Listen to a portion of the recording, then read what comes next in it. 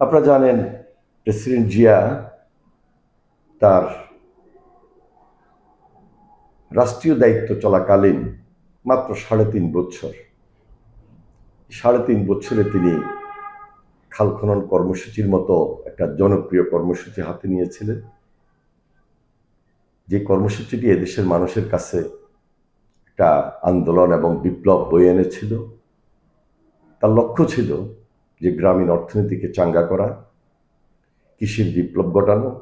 সেই লক্ষ্যকে সামনে রেখেই তিনি খাল খনন কর্মসূচির যে উপকারিতা দেশবাসীর দোরগোড়ায় নিয়ে গিয়েছিলেন, যে কারণে এই বাংলাদেশ স্বনির্ভর বাংলাদেশ হয়েছিল, সেটা ছিল খুবই উল্লেখযোগ্য একটা কর্মসূচি।